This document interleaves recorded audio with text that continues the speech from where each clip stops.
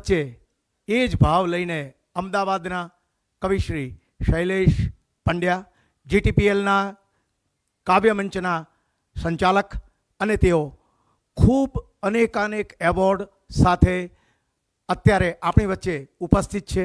એમની વિશેષતા જીટીપીએલના 2 પ્રોગ્રામ કાવ્યરસ અને ખેતી અને ખેડૂત માટે ઇન્ડિયા બુક ઓફ રેકોર્ડમાં 2018માં એમનું નામ સંપન્ન થયેલું છે. આવો શૈલેષભાઈ પધારો.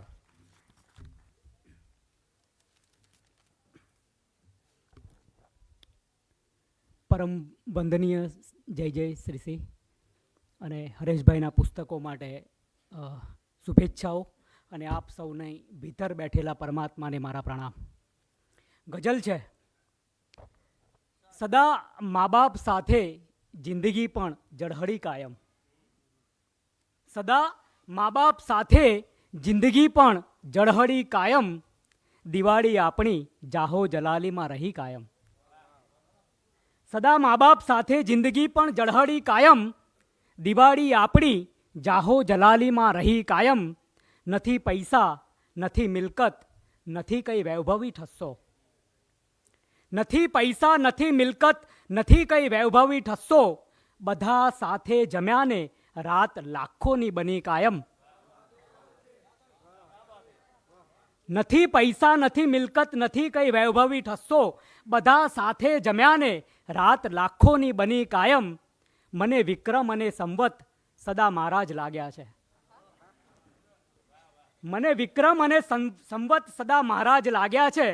નવા વર્ષે અંગ્રેજી બિચારી સમસમી કાયમ. મને વિક્રમ અને સંવત સદા મારા જ લાગ્યા છે. નવા વર્ષે અંગ્રેજી બિચારી સમસમી કાયમ. અમે મા બાપ 2 સંતાનના હમણાં બન્યા છીએ.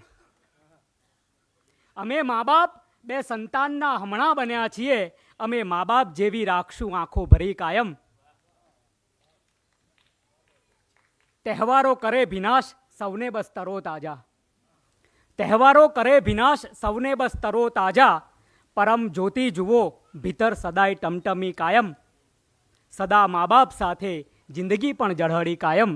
દિવાળી આપણી જાહો જલાલીમાં રહી કાયમ. બીજી ગઝલ છે, જિંદગીમાં સાવ ભીના આશરા કરવા હતા.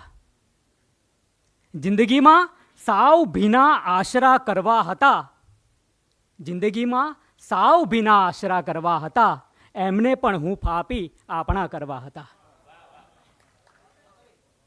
જિંદગીમાં સાવ ભીના આશરા કરવા હતા. એમને પણ હૂંફ આપી આપણા કરવા હતા. કોઈના ઘરની ઉદાસી છેક મારા ઘર સુધી. કોઈના ઘરની ઉદાસી છેક મારા ઘર સુધી. સાવ સીધી પહોંચે એવા બારણા કરવા હતા.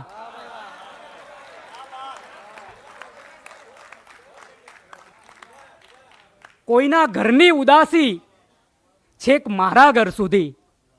કોઈના ઘરની ઉદાસી છેક મારા ઘર સુધી. સાવ સીધી પહોંચે એવા બારણા કરવા હતા. ભાવના ભેગી કરી થોડા તિલક કુમકુમ કર્યા. ભાવના ભેગી કરી થોડા તિલક કુમકુમ કર્યા. એમના શમણા અમારે લાખના કરવા હતા. કંઈક સગપણ પણ ખરા છે જે અમોને વળગતા. કંઈક સગપણ પણ ખરા છે જે અમોને વળગતા. કંઈક સગપણના અમારે પારણા કરવા હતા. સાંભળો વિનાશ કાયમ દોડવાનું રાખજો. સાંભળો વિનાશ કાયમ દોડવાનું રાખજો. વાદળા આખા શરીરે ક્યારના કરવા હતા. જિંદગીમાં સાવ ભીના આશરા કરવા હતા. એમને પણ હૂંફ આપી આપણા કરવા હતા.